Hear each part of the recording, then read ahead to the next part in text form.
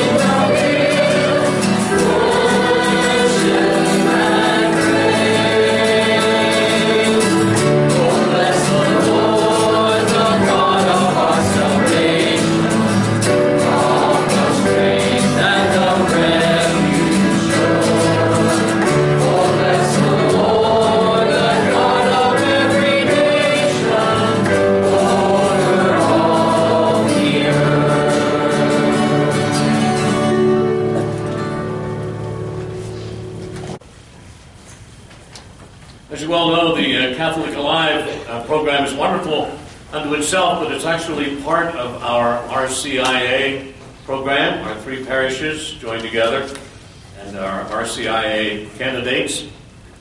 We've been meeting together every Wednesday since Labor Day. Seems like a long time ago. We're very close to the end now. They'll be coming into full communion with the church at Easter Vigil, and that's only 3 weeks away. So we welcome them tonight. Our candidates are here. As a matter of fact, I'm sure you all noticed Father Kevin over there. I'm going to ask him to come up for just a minute or so. I understand that one of his new parishioners, also an RCIA candidate, is with us here tonight. So, Father Kevin. Thanks, Dave. Well, good evening, everybody. Good evening.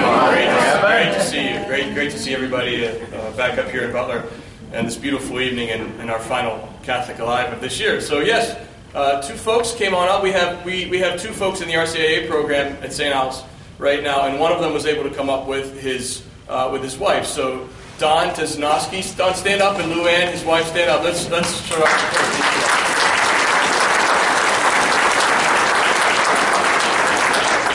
Making the trek on up here to Butler, I invited them up instead of having RCIA kind of like we do here. I'm still saying we. I'm still saying we here at Butler. I can't get out of that. I'm still saying we here at Butler. You will always be we to me. So it's great to have them up and great to see everybody. So thank you as always. Love you so much, and great to be here and see a number of you. I'll be here for the rest of the evening. So I'm going. No other plans here tonight other than to be with you folks. So thanks so much.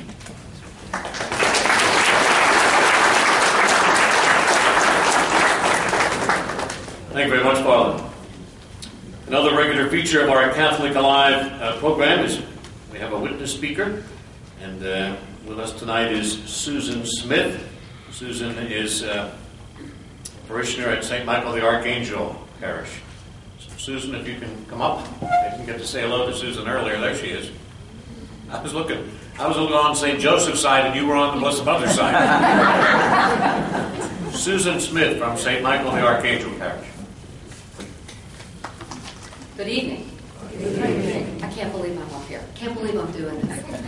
But I was asked by someone that we all know and love.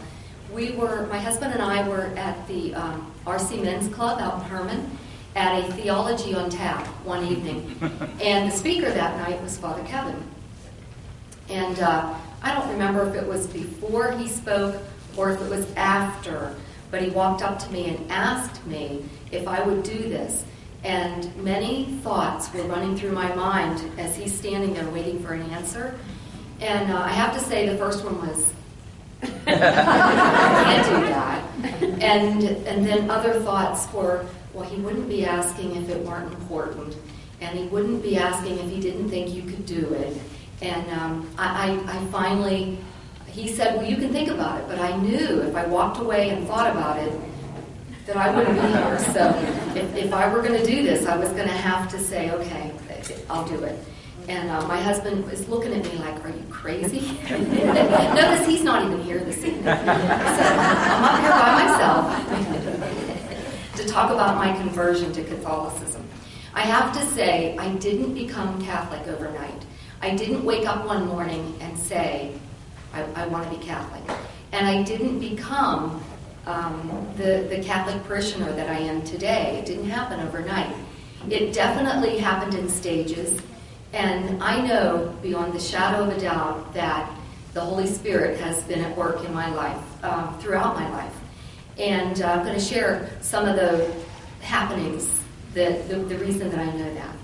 I was raised and baptized in the Presbyterian Church. And my family, my parents and my older brother, our attendance at church was sporadic, but we went occasionally. By the age of 14, my parents divorced, and my mother remarried, my father remarried, and my stepmother was Catholic. She was a parishioner at St. Peter's Church. And I started, when I was in my father's household, because I went between my two parents, when I was in my father's household, I would go to Mass with my stepmother because I felt a pull to go to church, and she was going to Mass, so I went to Mass. And of course I did not participate, but I was there. And I was, as a teenager, I was watching and learning, and I have to say Mass started to become pretty comfortable. And so as I got a little older, I got engaged. And my fiancé was Catholic. Imagine that. And so now we have to make a decision, because I felt pretty strongly, as he did, that the family that prays together stays together. So I didn't want to go to my church and have him go to his church. We needed to go together. So we did the only thing we could do, and that was do an experiment. We went to my church, my old church. Didn't know anybody. We got a lot of stares. So then we, of course, went to his church, which was St. Paul's, and it wasn't too hard for us to decide I was going to be converted. So we got that figured out, did my conversion classes at St. Paul's, and with other soon-to-be married couples. There were a few of us, and came into the Catholic Church. Now I'm Catholic in name, but there's a lot I don't understand. And I'm not always successful in getting answers to my questions. And so I'm Catholic, but I'm resisting. There are some things that I'm resisting, and I don't know if you can imagine what part of my faith I'm resisting. It's the confession. I really didn't understand reconciliation or what that was all about, so I was resisting that.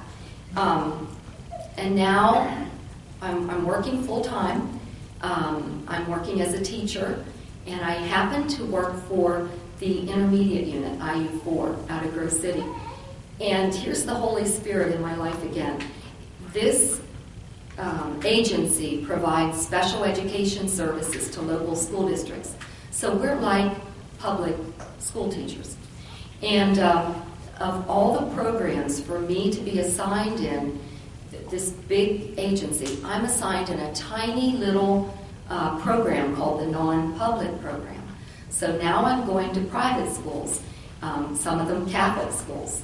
And one of them happened to be St. Mary's out in Herman. And I remember, and I got close to all the staff at my schools. When you work with people, you get to know them. And some of the nuns started to invite me to come into their religion classes. So that was frowned on since I'm a public employee. I'm teaching outside in a van, sometimes a trailer, depending on the school. And but I could do it and justify it if I had to listen to some of the children read or speak in class. So I trooped into the school and attended some of the religion classes because I was getting answers to some of my questions. Now, the next thing that I remember was we're starting a family, and it's time to start baptism classes. And we were surprised to find out that we were not members of a church. We had to join a church. We had been attending here at St. Michael's. Father DiNapoli was the pastor then, and we chose to join here at St. Michael's and started raising our children, dropping off our oldest as he was of age to go to CCD. Now it's time for our second child to go to CCD. And at that point, Father Cirilli was our pastor. There were not enough CCD teachers. So parents were expected to teach their own children CCD. What are we going to do? I knew my husband was going to look at me, say, "You're the teacher, you do it." And yet I didn't feel qualified. I didn't feel that I would be the one that could do that and do it right. But I have to say, in retrospect, it was the best thing that could have happened for me. Because when you go to teach something, guess what? It helps. You learn it. So today I'm very grateful that happened because it brought me closer. It was another layer, another stage of my becoming Catholic. So now at this point, my children are getting a little bit older, and I'm starting to feel a tug. I'm starting to feel that I need to volunteer at church. I don't know why. I just felt that I needed to do that. I never had the opportunity to do that. Before I could even do that, I was asked to help at church as a Eucharistic minister of Holy Communion.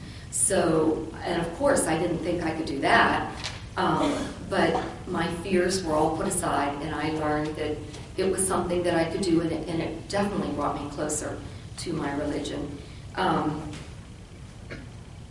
And then it wasn't too much longer until Sister Nancy, who was the CCD coordinator, asked me if I would teach Sunday school, or CCD. So that was another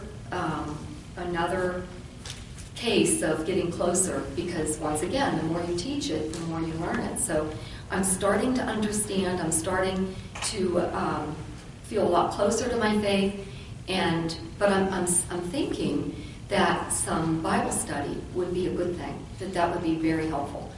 And I'm starting to search, I'm starting to look around and think about where can I get some Bible study, when in the bulletin, John and Mary Beth Galante started teaching or providing Bible study classes. So once again, another layer of my turning Catholic was answered. So I'll just close, and I would say I'm still working at it, still improving in my Catholic skills, but I'm very grateful to be here, and I will close with this. Those of you that know me know that I'm pretty passionate about health and nutrition, and I feel that they are very important in our lives. After all, our body is a temple. So I would have to say that our spirituality is a big part of who we are, and that it's really important to feed our souls. So, and I don't have to tell any of you that. That's why you're here tonight. So thank you for the opportunity, and I'm really glad I got through that.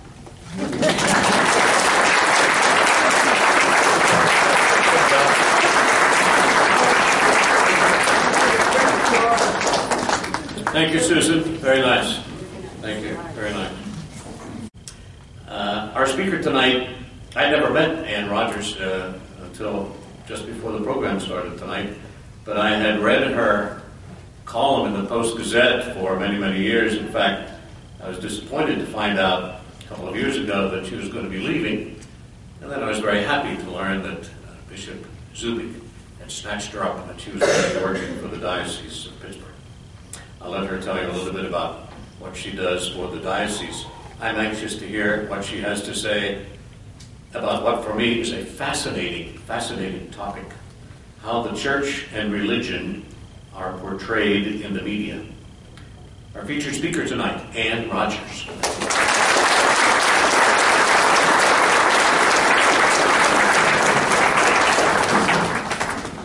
Good evening.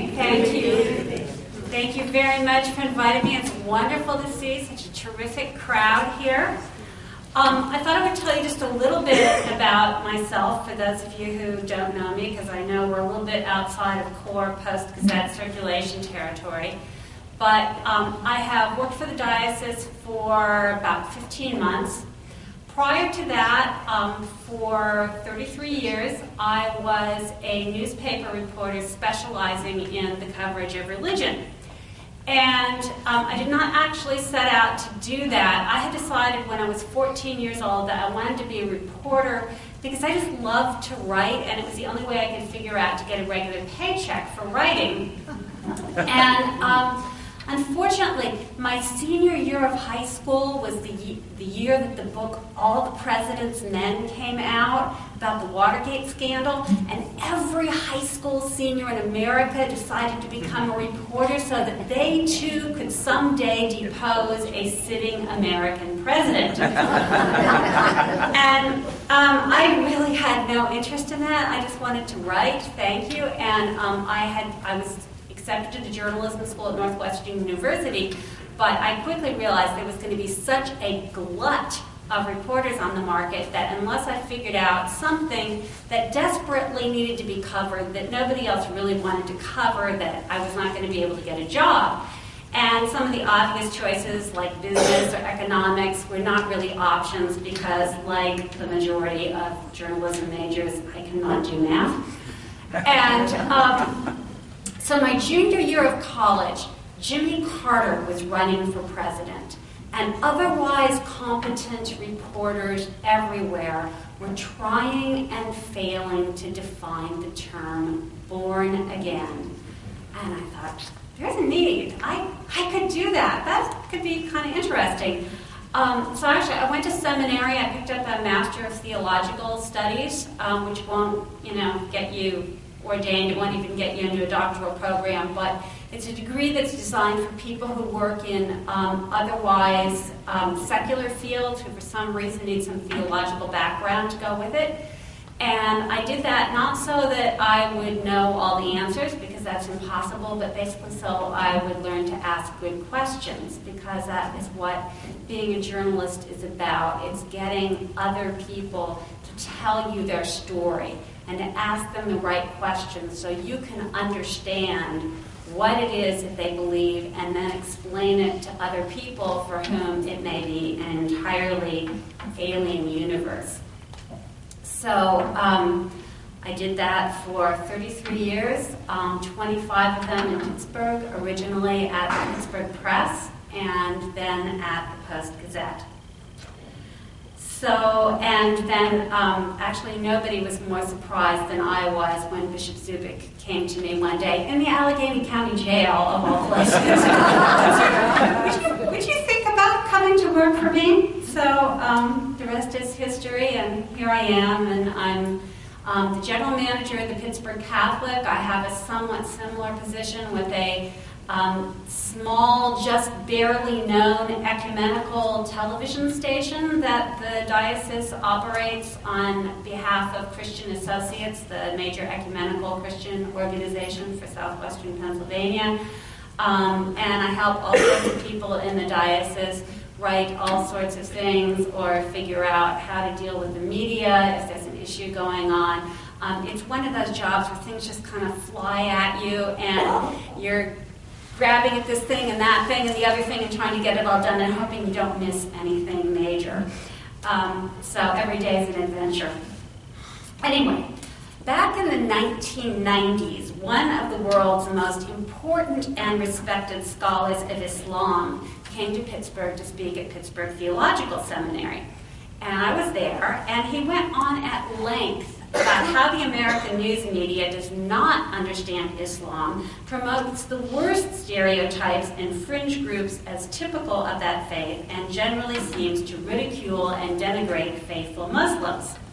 And afterward, I had a chance to speak with him, and I couldn't resist pointing out that the leaders of America's two largest faith groups, the Catholic Church and Evangelical Protestantism, could have given the exact same speech about their traditions. Although there are some wonderful exceptions, in general, the news media does a poor job of covering religious topics of any kind. And these problems are magnified in social media, which has become the most important driver of news and information today. Many religious people, like the Grand Mufti with whom I spoke, assume that this distorted image is done from malice. And occasionally, that's true. But in nearly all cases, these errors and distortions are due to ignorance. Religious history and theology are not taught in journalism school. I went to what was, then and now, considered one of the two best journalism schools in the country, Northwestern University. Journalism majors there were expected to study widely outside the field of journalism. We had to have a second major and a minor in some other field of study. We were required to study political science, sociology, and at least a couple of science for non-science majors courses, but not one single class in religion was a requirement. Why was that the case? Well, historically, going back to the colonial era, American newspapers were rooted in politics, and they often formed as voices for some political party or faction. And, back in those days when newspapers were the only media, in a city like Pittsburgh, you could have 4, 5, 6 different competing newspapers. And the people who ran the newspapers considered religion a private matter rather than a public matter, and they were about public matters and public policies. Considerably later, really getting toward the end of the 19th century and the early 20th century, they began to introduce what were then known as women's pages in the newspapers and what we now know as features or lifestyle sections. And religion coverage was added to that mix, but it really wasn't very substantive. It would be the list of strawberry festivals or a feature on a roller skating nun or, not the really heavy-duty stuff. I have nothing against roller skating nuns. They're wonderful, but anyway.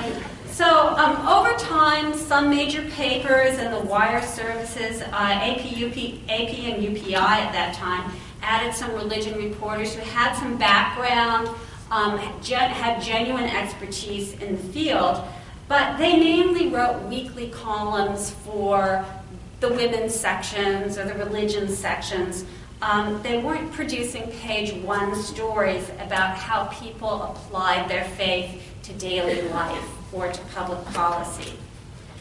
After World War II, some of the reporters who were dedicated to religion coverage formed what is now known as the Religion News Writers Association to help reporters cover the beat better.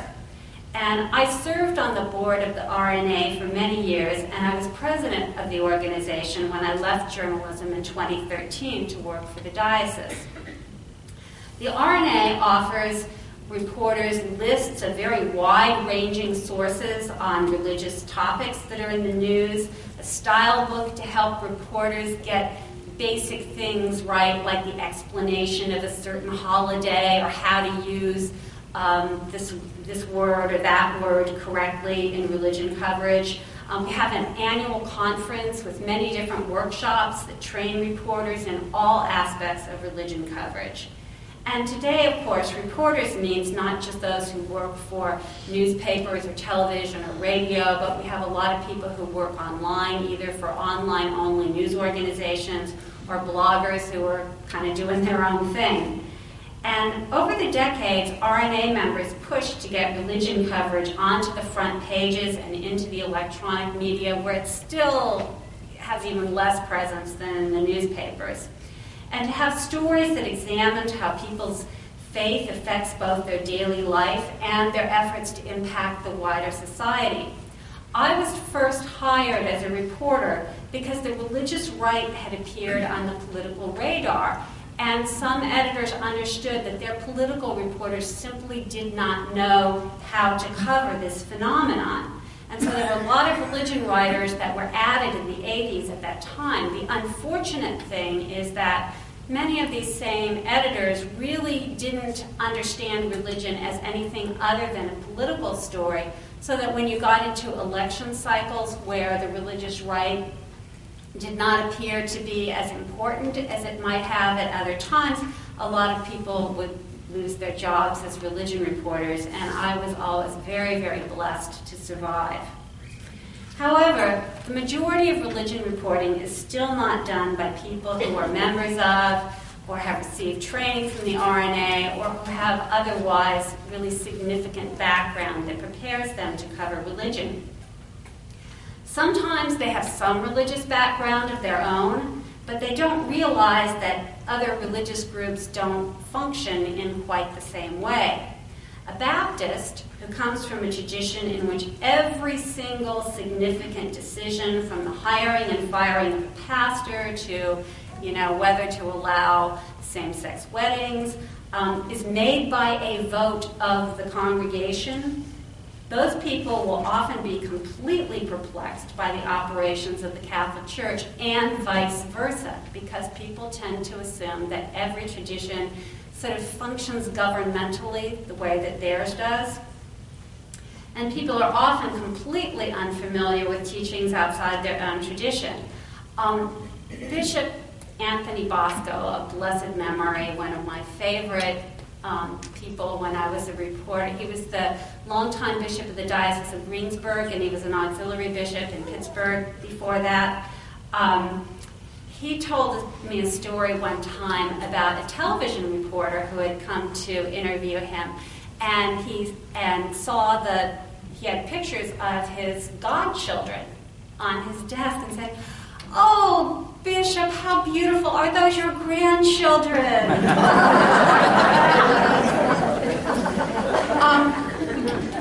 I had quite a go-around one time with an editor, not in Pittsburgh. My editors in Pittsburgh were always really pretty good. But at one of my earlier papers, I had an editor who had been raised Catholic, and I was writing a story that had to do with church property law, and I had covered a presentation on some of these issues that govern that. It can be a really, really thorny subject.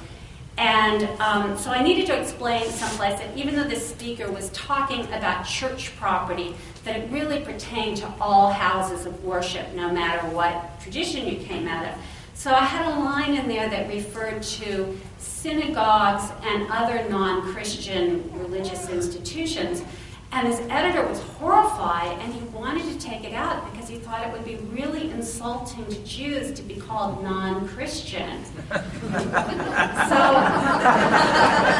I tried to question him about where he was coming from, and it became very apparent that his understanding of Christian meant nice person, which is a good thing. Okay, we want to be known as nice people, but he clearly had no concept of what it was about. So I had to explain that no, indeed, it would not be at all insulting to Jews to be considered non-Christians. And the other thing is that actually many people, as in the case of this editor, do not understand their own tradition very well. Nearly all, and this is sort of helped along the way by the fact that nearly all clergy in all traditions are a bit idiosyncratic in their preaching and teaching, as are many of the lay volunteers who teach in religious education in every tradition. They might tend to focus on 2 or 3 or 4 subjects to the exclusion of others. They might offer speculative workarounds for some official doctrine that they don't agree with. They might teach something with either more anger than Jesus would have, or be a bit condoning of things that are actually quite wrong. And these idiosyncrasies rub off on the people who grow up to be editors and reporters. I have known Catholic journalists who were influenced by pastors, sisters, or lay leaders who were either extremely liberal or way more Catholic than the Pope, and who just could not grasp the actual official teachings of their own church on matters ranging from birth control to immigration. And it wasn't even necessarily that they could articulate disagreement with those teachings per se. They simply didn't know or understand them well enough to have an honest disagreement with them. And sometimes a reporter who was from a completely secular background would do a better job because that reporter or editor would go in knowing that they didn't know anything about a topic and that they had to do their homework. Sometimes, however, this person from a completely secular background simply didn't know how to begin asking questions, so that's no guarantee of accuracy. And so as we're talking about issues of coverage, I want to detour for just a moment because I realized that the whole issue of coverage of the sex abuse crisis was likely to come up because it was just so dominant in the news for so long. So I wanted to address that. So the first issue to consider with that is, was the media right to call attention to the sexual abuse of children and the failure by some bishops to remove offenders from ministry? Yes. Okay. It is always right to shed light upon injustice, especially when the victims are vulnerable and defenseless. And were there a significant number of bishops over decades who failed to protect children, especially given that they had been given guidelines from the USCCB in 1993 and the issue had been well known for at least 8 years before that? Yes, there were those who failed in their duty. I have to say that during my tenure here since 1988, the Diocese of Pittsburgh was not one of those. The Diocese of Pittsburgh was really, truly a leader in working very hard to do the right thing, and that's one of the reasons that I felt no hesitation about taking this job. But was that coverage fair? And I would have to say that as an aggregate, in my opinion, it was not. And the reason was that the whole focus of so much of it was on the Catholic Church, when all the statistics on sexual abuse of children indicate that some of the biggest trouble spots are, first of all, in the home. Huge problem in public schools historically, with a lot of the same things happening about perpetrators being allowed to move from place to place. There are some well-known institutions that deal with children and young people that have had horrendous and repeated scandals. The Boy Scouts has been one of them. There have been some others that are less known. And in fact, every religious tradition that I know of, and I've dealt with more of them than most people, have had these same issues of perpetrators and it not being acknowledged and it not being dealt with and it not being addressed. And in many of these religious traditions, it's much more difficult for journalists to get at. And one of the major reasons is the Catholic Church has very clear lines of responsibility and authority that's spelled out in church law. You know who has what responsibility. You can move into some other traditions, including some of the biggest. I can't say for sure that this is still true, but I can tell you that back when I was covering them in the Southern Baptist Convention, which is the largest Protestant denomination in the country, there was no list anywhere of who all their clergy are. So you couldn't even begin to define that. And there's no hierarchy. You couldn't trace who was responsible because the congregation hired and the congregation fired, and it gets really murky at that point. There isn't the same kind of record keeping. So it's really, really difficult to trace these kinds of things in other traditions where there is less clarity and less law spelling it out. And so my view is, if what you really care about is protecting children, then you will address that in all contexts, and you won't just focus in on one group, whether it's the Catholic Church or the Boy Scouts or the Zen Buddhists, and say, well, that's where the problem is, because the problem is anywhere that children are being hurt. So that's kind of my detour for my take on that particular thing. So we all kind of went through the years when there was this real obsession on wrongdoing in the Catholic Church. And I have to say that over the last 2 years, there has been a remarkable shift in the wind and a change for the better in the news media's treatment of the Church. And the reason for that can be summed up in 2 words: Pope Francis. I have an entirely different talk that I sometimes give on why that is the case, and I'm going to try to micro-condense the main point. The people who say that what Pope Francis teaches doctrinally is no different than what his predecessors taught are correct. The difference is that Pope Francis teaches it in simple language that anyone, even a journalist, can understand. And he does it with such deep humility that he touches the heart of those who hear him, including journalists. Pope Francis doesn't just talk about what it means to be a Christian. He shows what it means to be a Christian.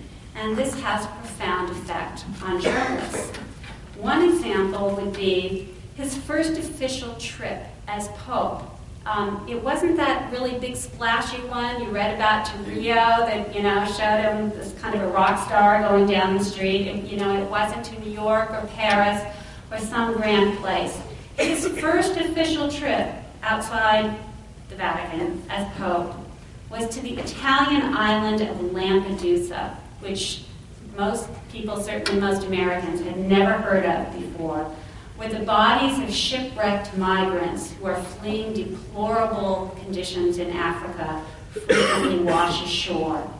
He didn't just say, my first concern is for the poor. He showed that, and he showed the evidence of it. He took the journalists there and showed them what was going on. And this causes tremendous sympathetic coverage in the news media. And that, in turn, is magnified because people see that. I am now hearing of many instances in which Protestant ministers preach to their congregations about something that Pope Francis has said or done because he is such a tremendous model of what it means to be a Christian today. I mentioned earlier that the Diocese of Pittsburgh operates an ecumenical television channel on behalf of a network of Catholic, Orthodox, and Protestant traditions in southwestern Pennsylvania. And please check it out at www.christianassociatestv.org. It's pretty cool. But anyway, recently we picked up a Presbyterian worship service from a church in Washington County. And the very first week, the Presbyterian pastor stood in the pulpit, and this had nothing to do with the fact that we had just picked them up. He stood in the pulpit holding a photograph of Pope Francis embracing the hideously disfigured man who had he had the Elephant's Man disease. Do you remember that? It captured a lot of attention. This image of Pope Francis embracing this man that other people could not stand to look at. And this pastor continued to hold that picture of Pope Francis through his sermon on the meaning of Christian love. So when your faith shows in a way that the media can see it, it spreads your witness far beyond your original audience. And Pope Francis is effectively preaching in Protestant pulpits because of that. His obvious love and mercy have caused the news media to shift their focus from sexual abuse and other scandals that have occurred. I happened to catch Good Morning America the day that the United Nations released a report that castigated the Vatican for its handling of child sex abuse cases. That report is deeply flawed, but we're not going to go there tonight. It's another story. ABC happened to have a film crew in Vatican City that day. It was pure coincidence. And the report that they gave went something like this, and you've got this anchor who's absolutely gushing, and she says, "We witnessed the most amazing and beautiful scene as Pope Francis met with a woman whose life is portrayed in the movie Philomena and gave her his blessing. This woman, who had suffered terribly at the hands of the church for being an unwed mother in Ireland, said she never dreamed that such a day would be possible. And here we see her leaving the Mass to which Vatican officials had invited her." In other news, the United Nations released a report today saying that the Vatican badly mishandled cases of child sexual abuse around the world. But back to Rome, where the Vatican hosted a showing of the film about Philomena's life, and we then see a film clip of Philomena herself saying she never lost her faith, and she says, "You have to forgive. You've just got to." How does he do that? I'm sure that the Holy Spirit is involved, although I think the Holy Spirit is working powerfully around all of the popes. But there's a very famous maxim of modern communications, which may belong to the set of immutable truths rooted in God himself, and that is, the medium is the message. That phrase was coined in 1964 by Marshall McLuhan, who pioneered modern communication theory. Entire doctoral theses have been written on it, so I'm not going to try to explain it fully. But the gist of it is that you can't separate a message from the medium through which it's delivered. An example that's been used has been that of movies, or at least some of the classic ones, with the idea that the way they portray beautiful people, tie up all the loose ends, and show happy endings kind of changes our expectations of life. So no matter what specifically the plot of the movie is, you also get this message from just the screen being filled with beautiful, happy people about the way life is supposed to be. The method or form of delivering a message affects the message itself. And I believe that Pope Francis is a living, breathing example of that. And the lesson for the rest of us Christians is that when we are humble and loving enough for the light of Christ to shine through us, then we will be the medium of his message to the news media and to everyone else. Pope Francis is an amazing model for how to engage with the media. His message is indeed entirely consistent with that of Pope Benedict and St. John Paul, but he is far better at speaking the language that journalists can understand. He is sometimes misunderstood because of this, but both Pope Benedict and St. John Paul were far more frequently misunderstood, and often with worse consequences. Pope Francis does not assume that the reporter sees the world or God in the same way that he does, and that's why he is able to connect with them. I was at the very first audience that he held for journalists a couple of days after his election, and when it was time for him to give his blessing, he indicated that he would do so silently because he knew that not all the journalists were Christians, that some might not believe in any God at all. And by acknowledging them for what they were and doing so without any kind of negative judgment, he gained their respect and an openness to what he had to say. Pope Francis speaks in simple language that anyone can understand. He speaks first to the heart so that people will think later about what he has said. Some of the really well-known examples, one he's used a lot, is about the church being the field hospital for the wounded. That's something that I think almost anybody can understand what he is saying. Sometimes his analogies shock people, but he's really giving a succinct summary of something that official church teaching says in much more complicated language. A recent example, which kind of upset different groups of people for all kinds of different reasons, was his line about the church not requiring Catholics to, quote, breed like rabbits, end quote. Now, he's correct about that. The church supports family planning, but has a lot to say about the way that it should be done. And here's how the official documents of the church say basically the same thing. This is quoting from Humanae Vitae. Hence, conjugal love requires in husband and wife an awareness of their mission of responsible parenthood, which today is rightly much insisted upon, and which must also be exactly understood. Consequently, it is to be considered under different aspects which are legitimate and connected with one another. And then has a couple more paragraphs of nuance that I'm not going to quote, but it winds up saying, in relation to physical, economic, psychological, and social conditions, responsible parenthood is exercised either by the deliberate and generous decision to raise a numerous family, or by the decision made for grave motives with due respect for the moral law to avoid for the time being, or even for an indeterminate period, a new birth.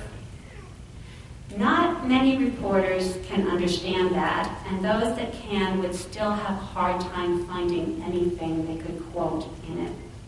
But the Pope is saying that the Church doesn't require Catholics to, quote, breed like rabbits. That gets quoted and understood, and sometimes it gets distorted and it gets used out of context. But it is an opportunity for anybody who knows the teaching of the Church to speak up, to explain it, to start really constructive conversations about natural family planning, which is something where the Church really has a great story to tell, but nobody's been listening for a long time. So he opens the door for us to tell those stories. How can we help the media do a better job of covering religion?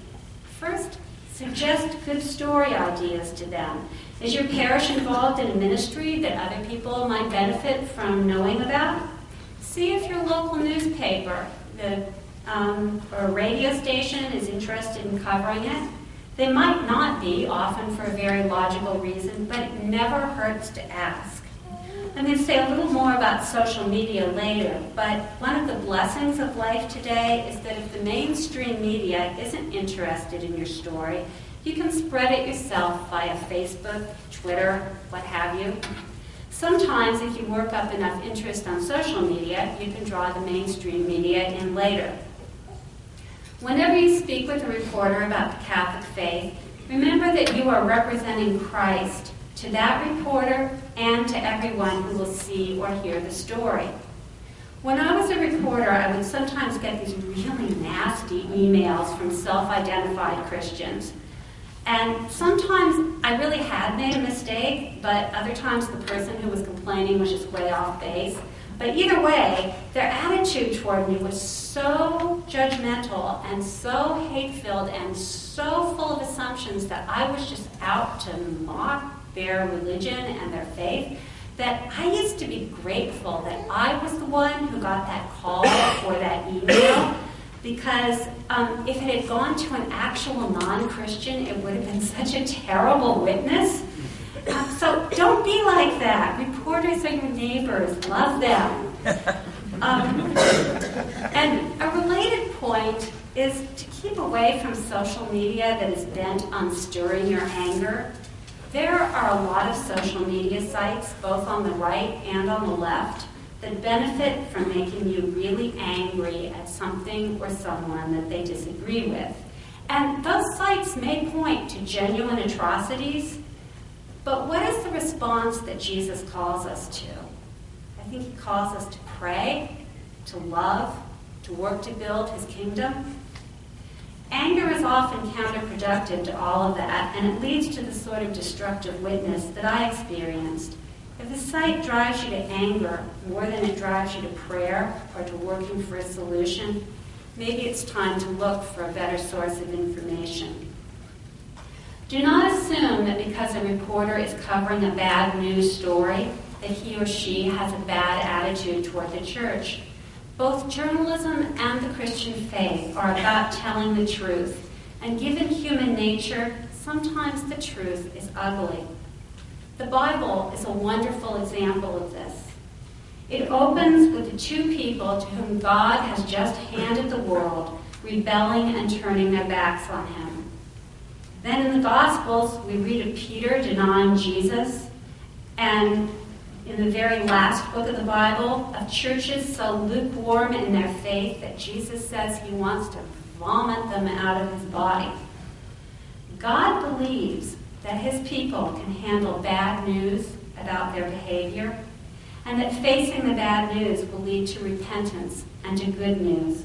Only complain about a bad story if the facts are wrong. If you need to complain about something that appeared in the news media, do it politely. Offer the facts without judgment. You want the reporter to think of you as someone who is kind and helpful and who they can call the next time they're doing a story on the Catholic Church. Keep your explanations short and simple, because reporters can only print or air explanations that are short and simple. You might talk to a reporter for 15 minutes and they only use 2 sentences because of space or time limitations.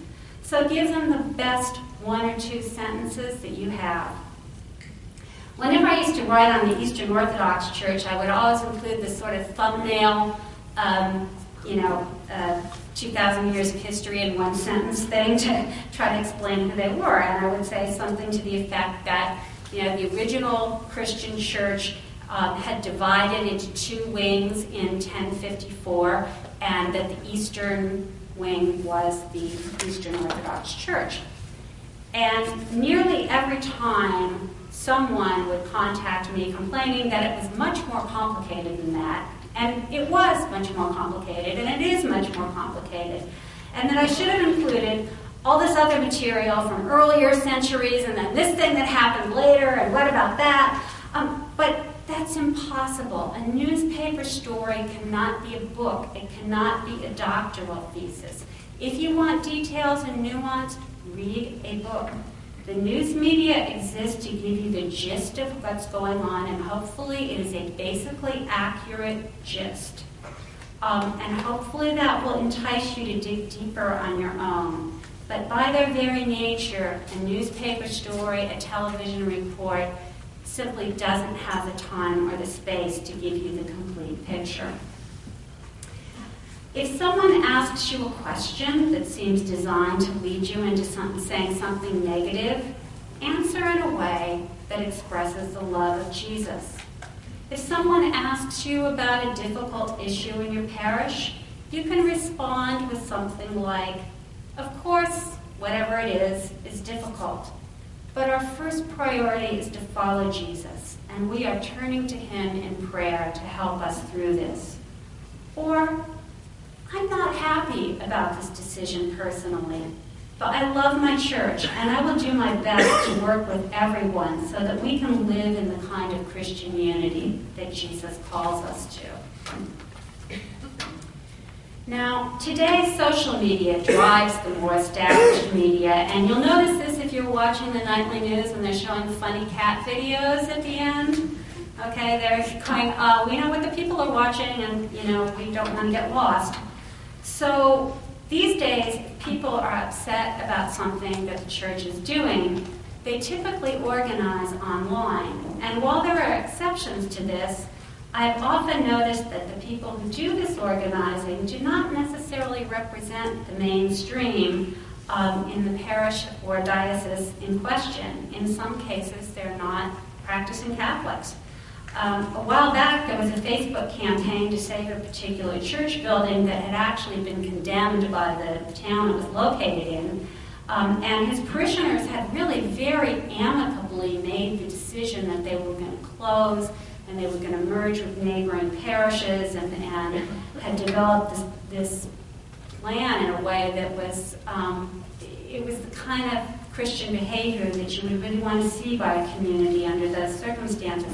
But the person who organized the campaign had actually left that parish and that town decades earlier. and was mobilizing this from hundreds of miles away after not, being a contributing member, not participating in, not praying about, not doing that. And the reason that I tell you this is that it's important to pay attention to what people are saying about the Church Universal and about your parish in particular on social media. And you need to respond, and you need to do it in a way that reflects the love of Christ. We need to hear voices from the heart of the church, not just from the fringes and those who have been disaffected.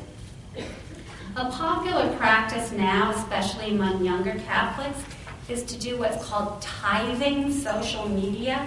And what that means is to make a commitment that 1/10 of your social media posts, whether that's on a blog or using Twitter or Facebook or Pinterest or whatever, will be devoted to the Catholic faith. You could tweet about the Lenten program at your church, maybe even live tweet it with hashtags that are popular in your community or with Catholics in general. I noticed there's a hashtag Butler Catholic. If you want to tweet something about what's going on tonight, go on Twitter and you use that. And of course there's hashtag Catholic, hashtag Pope Francis. There's a lot of them you can research. We have a diocesan Facebook page, and I really appreciate it when people post positive things that are happening in their parish or in Catholicism in general. If you're familiar at all with social media, you know that it tends to be a bit of a haven for people with anger issues. So it's common to get comments and posts that are kind of on the negative side, and there are times when our Facebook page tends to get a little bit too negative from people complaining about stuff. And we really try to engage those people and answer their questions and do it in a loving way. But we would love to see more folks posting about their positive experiences with prayer, with their parish, with their pastor, with their Catholic school. When you do that, it's a real witness for Christ. When you put the word out on social media about your love for Jesus, about the good things that are happening in the church, about God's love for those who are lonely and wounded, you are fulfilling Christ's command to be his witnesses unto the ends of the earth, because that's where the web goes. It goes everywhere. You are also fulfilling the call of the Church in Vatican II to be active witnesses, not passive recipients of the message of the Church. So that's my message. Does anybody have questions? All right, thank you.